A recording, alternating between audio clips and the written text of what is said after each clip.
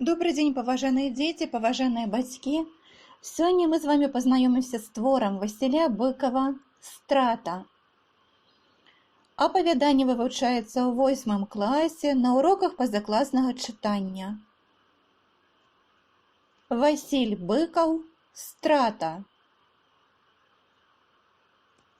Матуска, а глух ты, ці што? Над шэрай кучай зямлін пад плотам перасталі ўзлятаць угору дробныя камякі, і паказалася аблезлая пілотка і кірпаты, апечаны сонцам твар.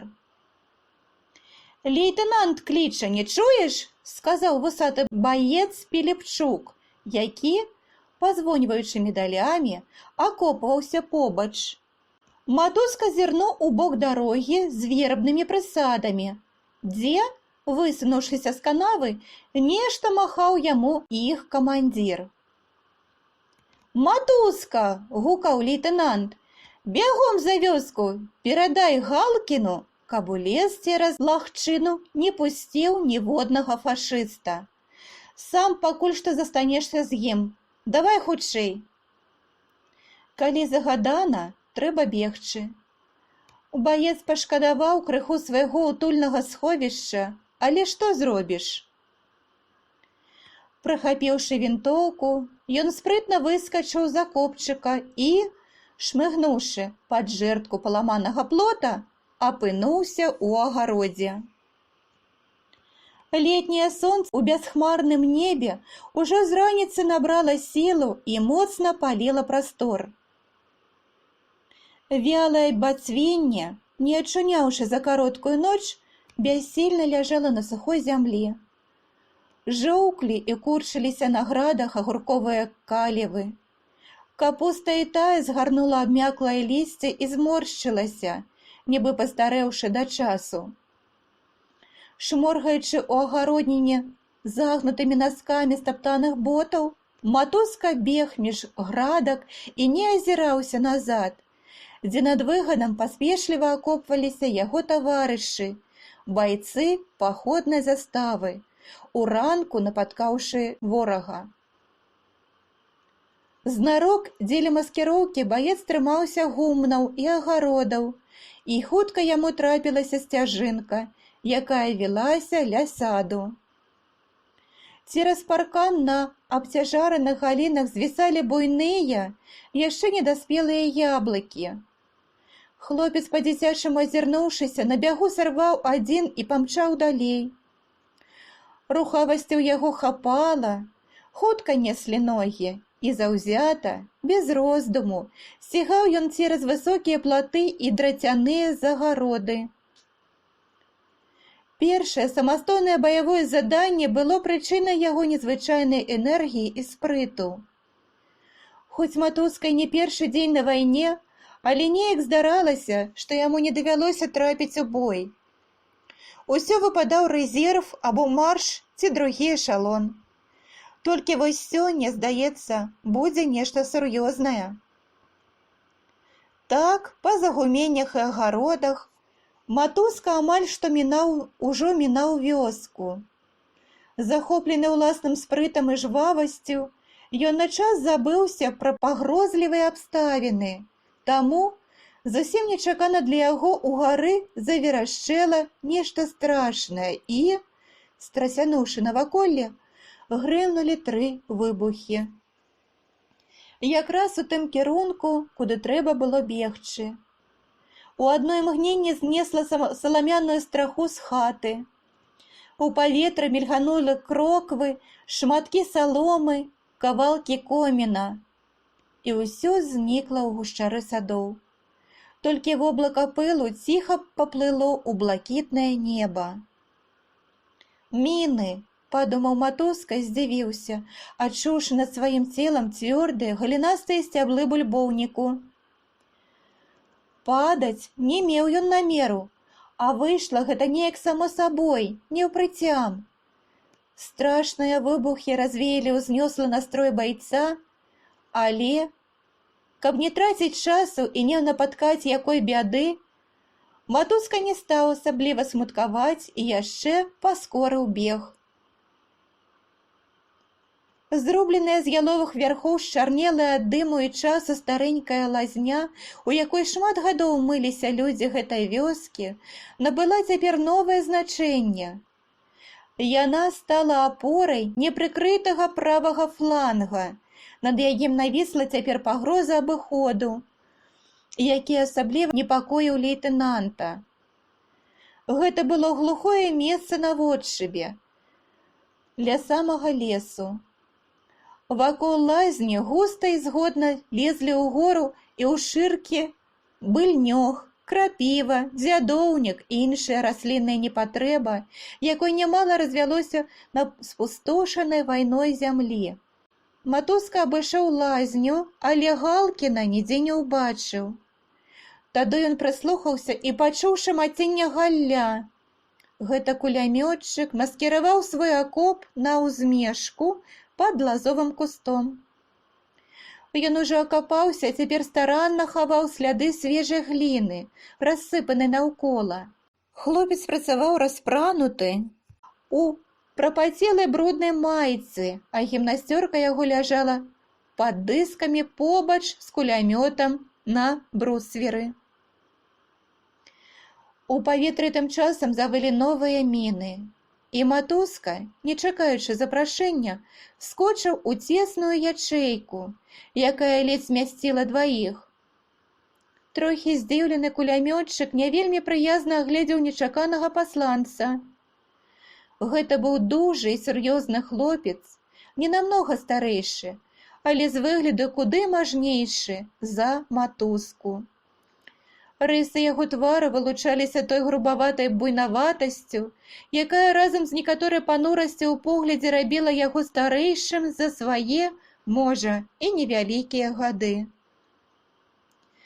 А свежы кірпаты твар матускі на пераносе крануты рабаціннем, і тонкая постаць падлетка ўжо завельмі маладзілі яго.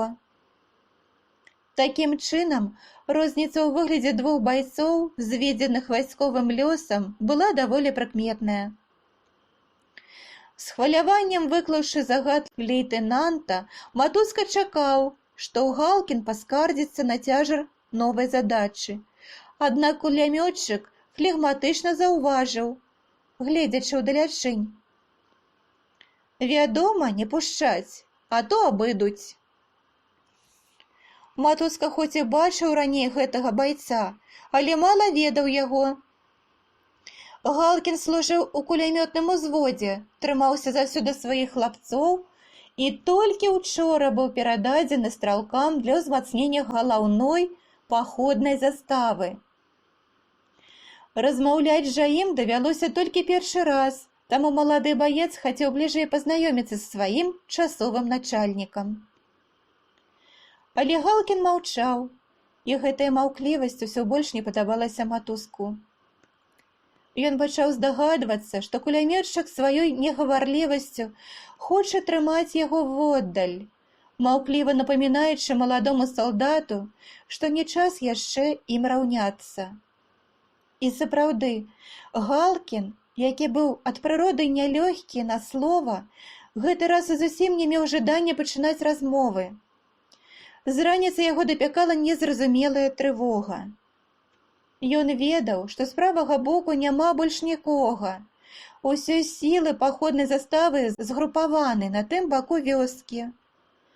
Праўда, дагэтуль тут было спакойна.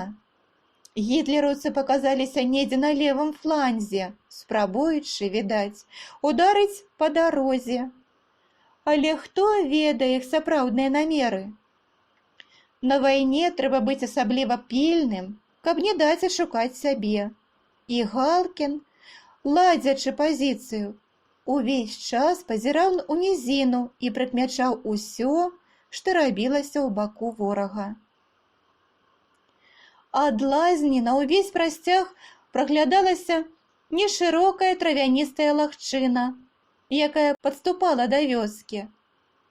Справа, уздоўж лугавіны, цягнуўся па адхону ельнік, зараснікамі шырокага ўзлеску амаль даходзячы да ўпадзіны.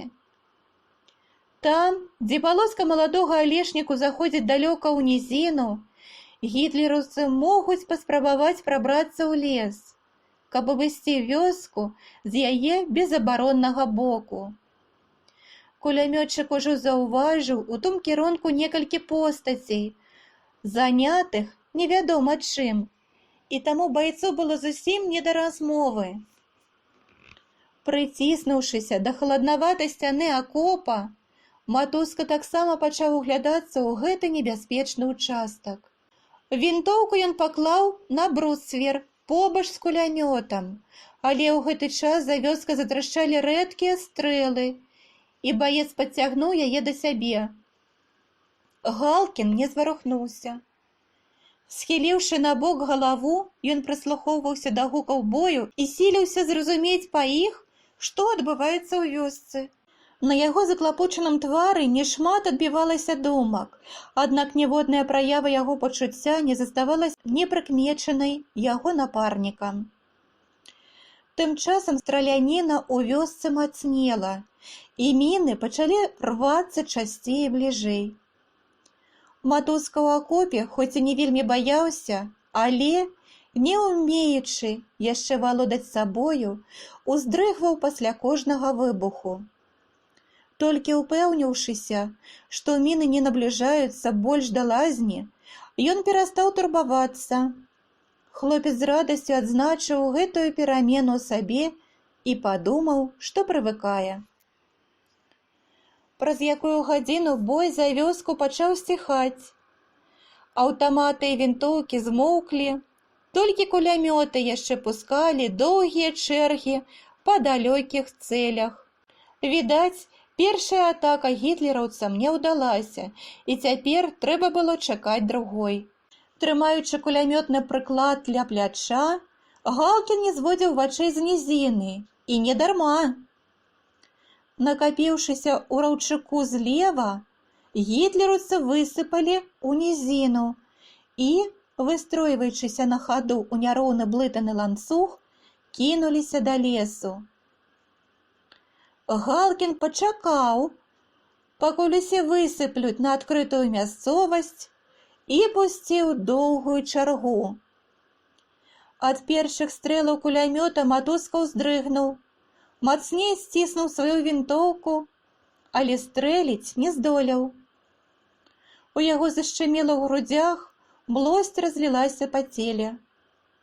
Цяпер толькі ён адчуў і зразумеў упершыню, што вось пачалося тое, да чаго ён рыхтаваўся гэтулькі часу. Узрушанасць была моцная, яна хваляй уварвалася ў душу маладога салдата, але хутка і прайшла. Барацьба, у якой ужо ўступіў юнак, патрабавала яго непасрэднага ўдзелу, не лічачыся з настроем, і Матуска зразумеў гэта. Прыклаўшыся да вінтоўкі, ён убачыў ля мушкі многа маленькіх фігур, якія паднімаліся, беглі і падалі. Побач страляў кулямёт. І неяк у такт яго стрэлам, ці мо ў такт сэрцу, сціснутым у грудзях, ва ўсе бакі хадзіў ствол вінтоўкі, не даючы прыцэліцца. І ўсё ж Матуска выбраў момант, зацяў дыханне і стрэліў. Потым яшчэ і яшчэ. Нечакана сустрэтыя кулямётным агнём з фланга, гітлераўцы спачатку кінуліся наперад, а потым прыцішылі бег. Многія з іх пападалі на лугавіну, іншыя, змяшаўшыся, пачалі бязладна бегчы назад у раўчук, адкуль толькі што выйшлі. Наўздагон ім Галкін апаражнеў дыск і вылаяўся, не стрымаўшы злоснай радасці. Матуска ўслед за кулямётчыкам з прыкметнай неахвотай пакінуў страляць і паклаў бруствер вінтоўку. На яго твары зяліла такое шчырае захапленне першым поспехам, што Галкін не ўтрымаўся ад усмешкі і, мімаволі паддаючыся настрою памочніка, амаль весела запытаў: «Ну як?» «Адбілі», — проста сказаў Матуска. Кулямётчык выцер пілоткай узмакрэлы лоб і, нібы скінуўшы з плячэй які цяжар, зморана ўздыхнуў. «Нічога, братка», – цёпла сказаў ён, адклікаючыся, відаць, на нейкія свае думкі. «Як-небудзь, давай папоўнім дыскі». Ён узяў з-пад ног рэчавы мяшок, наладаваны патронамі, і развязаў лямкі. Патронаў, здаецца, хопіць, а вось хлеба няма. Прыйдзецца патрываць пакуль што. У мяне ёсць крыху, азваўся Матуска, узрадаваўшыся, што чым-небудзь можа ўслужыць старэйшаму таварышу. Давай тады заадно падмацуем і жываты, каб весялей жылося. Цябе як завуць? Мікалай, паведаміў Матуска. А мяне Змітрок. Матуска выняў з кішэні згорнутую паперу кавалак усохлага хлеба, разламаў на 2 паловы і большую аддаў таварышу. У гэты час ён быў перакананы, што Галкін зусім някепскі хлопец, з ім можна сябраваць, і пашкадаваў, што яны не пазнаёміліся раней. А Галкін, смачна хрумстаючы яблык з хлебам, піхаў у дыск патроны і думаў, што з маладога байца, пэўна, будзе толк. Так яны паснедалі несамавітым харчам, павесялелі ў адносінах між сабой і, задаволеныя добрым пачаткам справы, мала думалі, што яшчэ іх чакае. А поўдні над вёскай і полем запанавала нудная, няўпэўная цішыня. Прасторы, размораныя спёкай, ціха драмалі, адпачываючы на шматгадзінных трывог барацьбы, ахапіўшы наваколле. Галкін і Матуска ў 2 пары вачэй сачылі за лагчынай, каб у час заўважыць новыя спробы немцаў абысці вёску. Але ў нізіне і ў поле было зусім пуста. Ніводнай жывой істоты, ніводнага руху не назіралася ўдалечыні. Толькі над чаротам, пэўна, на добрае надвор'е, дрыжала гарачая марэва. Можна было меркаваць, што немцы кінулі намер авалодаць вёскай і адышлі на іншы рубеж ці змянілі кірунак наступу. Аднак да хлопцаў ніхто не прыходзіў, і Галкін, як баец з вопытам, ведаў, што ў такіх выпадках трэба выконваць ранейшы загад. Разам са спакоем прыйшлі новыя клопаты. Пасля сухога снедання нясцерпна хацелася піць, а спёка яшчэ больш узмацняла смагу. Нейкі час хлопцы моўчкі змагаліся з ёю, але нарэшце Галкін не вытрымаў. «Ты з кулямёта страляць умееш?» – запытаў ён у таварыша. «Ага, тады пільнуй тут, а я пашукаю вады». Ён дастаў з рэчавага мяшка пагнуты кацялок і павольнай хадою падаўся за лазню. Застаўшыся гаспадаром у акопе, Матуска агледзеў дыскі, пацікавіўся, які прыцэл стаіць на калодцы і, паклаўшы палец на спуск, прымерыўся да кулямёта. Ён адчуваў сябе рашучым і моцным у гэты час, і на момант у яго нават з'явілася жаданне, каб у лагчыне паказаліся немцы. Ужо ён даў бы ім перцу.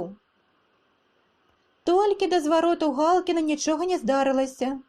Матуска ў волю напіўся смачнай сцюдзёнай вады, а рэшту паставіў пад куст, каб не грэлася на сонцы.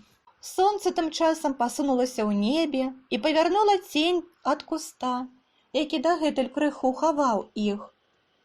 Стала вельмі горача, і Матуска, пазіраючы на рудыя плечы сябра, параіў: «Ты папрануўся, а то спячэшся».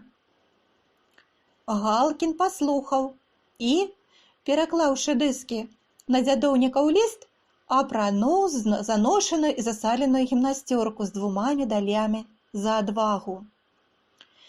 Уладкаваўшы свае справы, хлопцы зноў сталі пільнаваць лагчыну. Галкін мала адпачыўшы ноччу і змораны напружаннем раніцы, адразу пачаў дзёўбаць носам, стоячы за кулямётам. Не давяраючы яшчэ аднаму матуску, ён імкнуўся назіраць сам, але ўваччу непрыкметна наплываў туман, галава марудна хілілася долу і павісала, амаль кранаючы зямлі. Тады кулямётчык усхопліваўся і, як мага шырэй, расплюшчваў пачырванелыя вочы. Аднак праз хвіліну цішыня, зморанасць і спёка зноў бралі сваё. Матуска трымаўся болей бадзёра. Хоць і на яго дзейнічала нерухомасць і спакой у полі, але ён не думаў пра адпачынак. Наадварот, бачачы, як стаміўся таварыш, ён яшчэ пільней у 100-ы раз аглядаў поле, якое вывучаў да апошняй драбніцы. Так прайшло некалькі расцягненых бяздзейнасцю гадзін, і ў паўдзённай цішыні выспела нерыхтаваная ворагам бяда. Спачатку ні Галкін, ні матуска не звярнулі ўвагі на тое, што дзесьці за лесам нібы чмыхнула нешта раз і другі. Гукі гэтыя былі слабыя і амаль не нагадвалі стрэлаў. І тым не менш за лесу узяў пачатак і набліжаўся востры прарэзлівы віск. Матуска на нейкую секунду разгубіўся, а потым інстынктыўна ўцяў галаву ў плечы і прыціснуўся да бруцвера. У гэты ж момант з аглушальным крэктам цяжка здрыганулася зямля, і блізкі выбух амаль болем аддаўся ў целе. Матуска ўчапіўся за Галкіна, а той, мігам адолеўшы сон, падаўся да кулямёта. Калі ж хлопец глянуў наперад, дык убачыў непадалёку ад акопа дзве свежыя чорныя варонкі, над якімі ў цішыні курылася сухая зямля. Зрабілася надзвычай ціха, толькі ненадоўга. Зноў тыя ж глухія гукі з-за лесу, і цераз паднябесся з прарэзлівым скрыгатам паляцелі міны.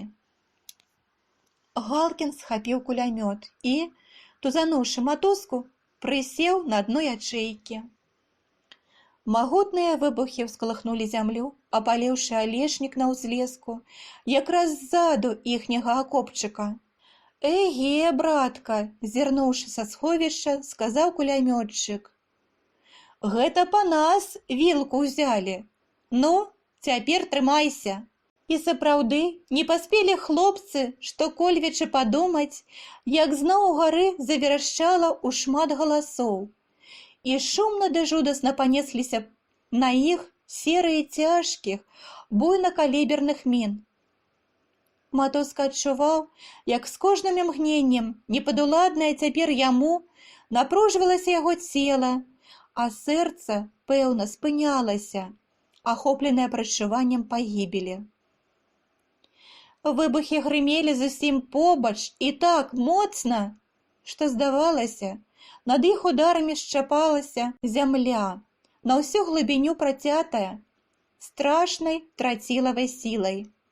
Адзін гучней за другі, як лютыя перуны, білі яны знямеўшы ў роспачы нетры, і грымотнае рэха калыхала лясныя абшары. Так цягнулася, здаецца, вельмі доўга. З бруцвера на спіны байцоў сыпалася зямля, пахла пылам і нейкім паленым смуродам, а яны, прыпаўшы да самага дна, ні разу не варухнуліся. Амаль фізічны боль пранізваў істоту, і хоць не было ран, матуска дрэнна адчуваў, жывы ён ці ўжо мёртвы. Галкін чакаў, калі скончыцца агнявы шквал, ды чакаць давялося доўга. Калі ж выбухі крыху аддаліліся, ён, адчуўшы нядобрае, хуценька падняўся ў акопе і ўскрыкнуў. Карыстаючыся агнявым прыкрыццём, цераз лагчыну ў лес бегла некалькі дзясяткаў ворагаў. Папярэднія дасягнулі ўжо сярэдзіне лужка, і баец схапіў кулямёт. За таварышам падняўся з акопа і матуска, Кусты на ўзмешку парадзелі, нібы скінулі лісце. Лазня з выбітым вуглом і раскіданай сцяной павалілася на бок. У вёсцы нешта гарэла, і дым рудымі клубамі валіў угору. Травяністы дол наўкола быў перамешаны з зямлёю, і ад багатай расліннасці не засталося і следу. Зноў, трапіўшы пад флангавы агонь, гітлераўцы збянтэжыліся і заляглі. Злосна засакаталі ўдалечыні іх лёгкія кулямёты. І недзе побач у паветры пачулася нядобрае «фью-фью». Хлопцам, аднак, не было калі прыслухоўвацца да новай небяспекі. Яны выконвалі загад. Галкін, упёршы прыклад у дужае плячо, разам з кулямётам тросся ўсім целам. Ён баяўся прапусціць хоць бы адзін рух ворага і біў частымі кароткімі чэргамі. Побач, спяшаючыся і хвалюючыся, страляў Матоска, ад перажытага страху яшчэ дрэнна валодаючы сабой. Гітлераўцы нарэшце зразумелі, што прабіцца ў лес, пакуль на фланзе дзейнічае кулямёт, ім не ўдасца. Відаць, уцямілі яны і тое, што сіла ля лазні невялікая, і кароткім імклівым ударам можна знішчыць дакучлівую перашкоду. Там, у траве на лузе, яны перастроілі свой ланцуг і кароткімі перабежкамі пачалі пасоўвацца да лазні. Потны і брудны ад пылу Галкін толькі скрыгатаў зубамі. Высокая някошаная трава добра хавала ляжачых салдат, а біць адзіночак, якія зрэдку перабягалі, было нязручна, і трацілася шмат патронаў. Злева, за вёскай, таксама разгарэўся моцны бой. Там стрэлы і выбухі зліліся ў суцэльны гул. Гітлераўцы адразу атакавалі на ўсім участку. Некалькі хвілін Галкін страляў і страляў, а ворагі, незважаючы на агонь, павольна, але ўпэўнена пасоўваліся наперад. «Ах, сволачы!» – крыкнуў хлопец, адарваўшыся ад кулямёта. «Паўзуць!» Ён вызначыў, што затрымаць ворага на адлегласці не ўдасца, а наблізіўшыся, гітлераўцы скарыстаюць хмызняк і блакіруюць кулямёт. На твары кулямётчыка адбілася злосць, і вочы заснавалі на прасцягу, шукаючы выйсця. Адчуўшы, што настаў рашучы момант, ён увесь ажывіўся, наліўся сілай і спрытам. «Мікалай!» – звярнуўся ён да таварыша. «Вось што, братка, бяры кулямёт і краем лесу шпар наперад. Як зраўняешся з іх флангам, лупяні збоку, толькі нядоўга, дыскі са два, а я іх падражню дадгэтуль». Усхваляваны Матоска не вельмі разумеў у новым павароце справы, але адчуваў небяспеку. Да і выгляд таварыша сведчыў, што становішча сапраўды сур'ёзнае.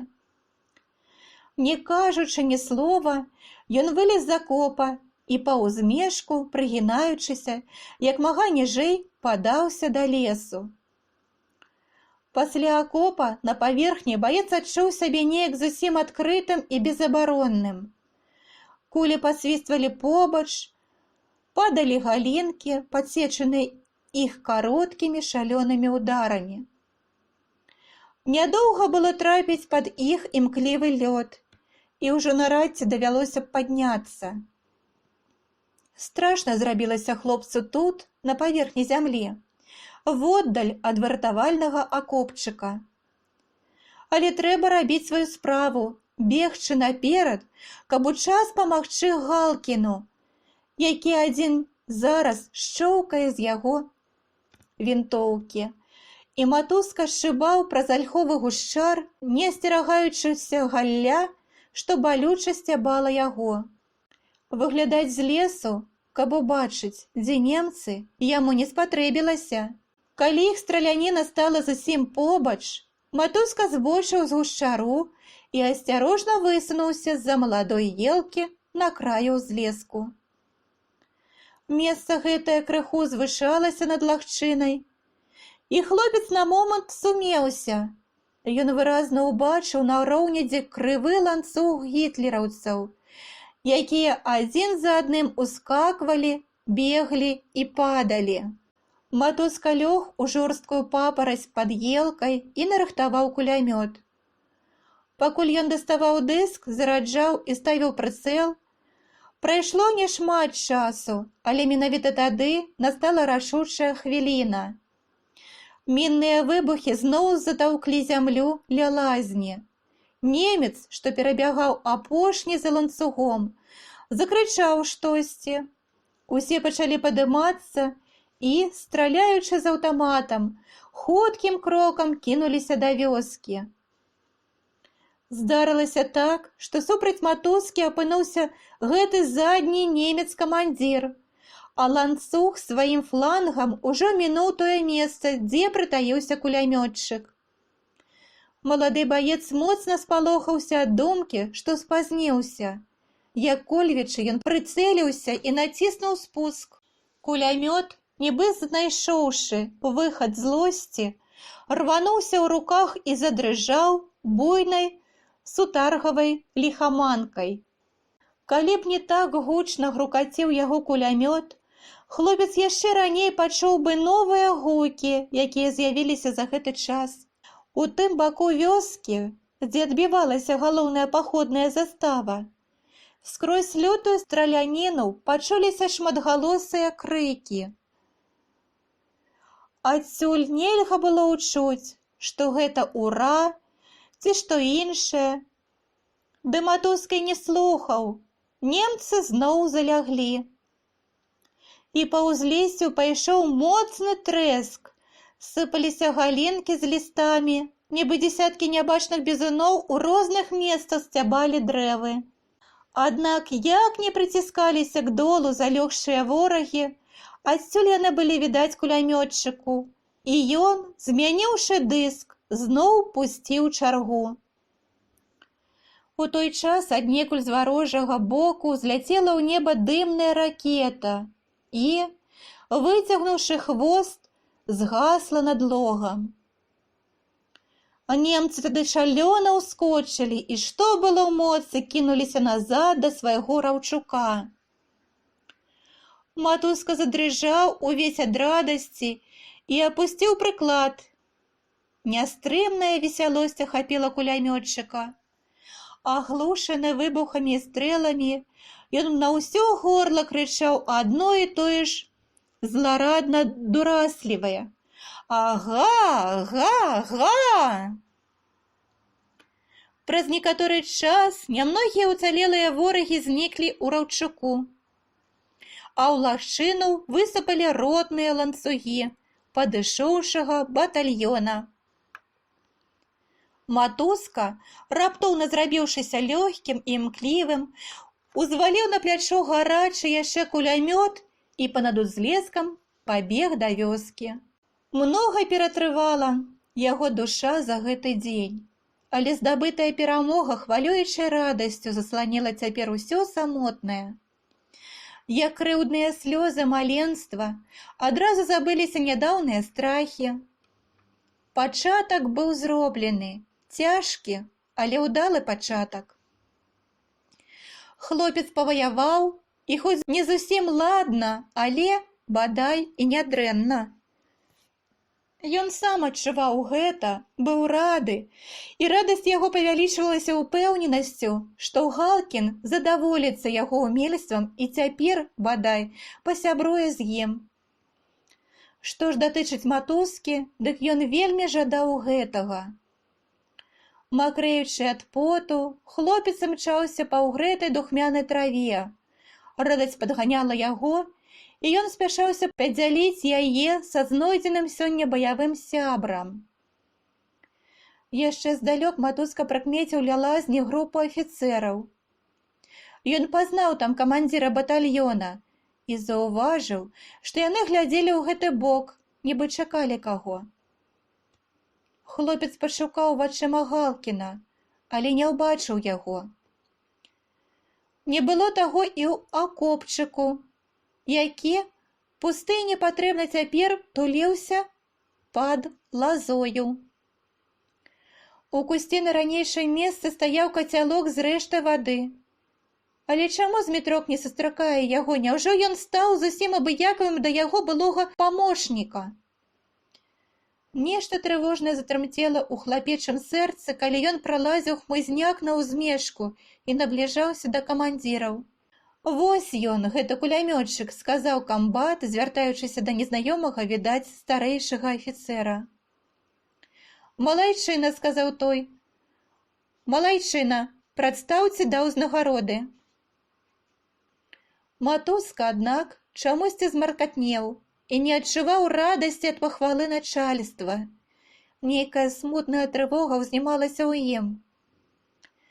Сціпла стоячы перад афіцэрамі з узятым на нагі кулямётам, ён адказваў на іхнія пытанні і, адпушчаны, пайшоў памалу на выган да свайго ўзвода. У вёску прыйшлі ўжо новыя людзі і з поўнай абыякавасці да ўсяго, што адбылося тут, займаліся сваімі справамі. У дварах гаманілі галасы, стукалі колы па вуліцы. Байцы нейкага гаспадарчага падраздзялення маскіравалі галлём нагружаныя вазы пад плотам. Абапал дарогі дагаралі хаты, і удушлівы едкі смурод пажарышчаў раздзіраў грудзі. У адным месцы з вуліцы Матуска пазнаў садок, ля якога бег раніцай, каб перадаць загад. Нейкая будыніна збоч саду гарэла дашчэнту, апаліўшы сваім полымем суседнія яблыні. Між імі ўбачыў баец і тую яблыньку ля сцежкі, з якой сарваў надоечы недаспелы яблык. Цяпер чорныя галіны яе маркотна цягнуліся над тынам і, здавалася, у смяротнай роспачы прасілі ратунку. Пад прыдарожнымі вербамі на выгане сядзелі і гаманілі цяпер байцы былой паходнай заставы.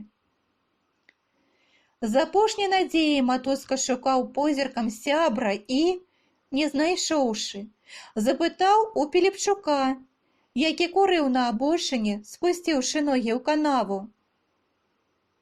«А дзе Галкін?» «Галкін?» – здзівіўся вусаты Піліпчук. «Галкін забіты. Хіба ты не ведаеш?» Нешта цяжкае і душнае навалілася на хлопца, зацяла дыханне і ў вачах скрывілася дарога. Матуска апусціўся на пыльны ўскраек дарогі і абхапіў рукамі кулямёт. Знямоглае за дзень сонца паволі апускалася над лесам. Дарога па насыпе, як хрыбціна шчупака, стракацела палосамі ценяў, кінутых вербамі. Так баец сядзеў доўга і не чуў, што рабілася наўкола. Толькі калі падалі каманду строіцца і байцы выйшлі на дарогу, Матуска падняўся апошні і, падумаўшы крыху, стаў у галаву калоны, дзе учора крочыў Галкін і дзе звычайна станавіліся ручныя кулямётчыкі. Спадзяюся, вам спадабаўся гэты твор. Стаўце лайкі, падпісвайцеся на канал. Дзякуй вам за ўвагу!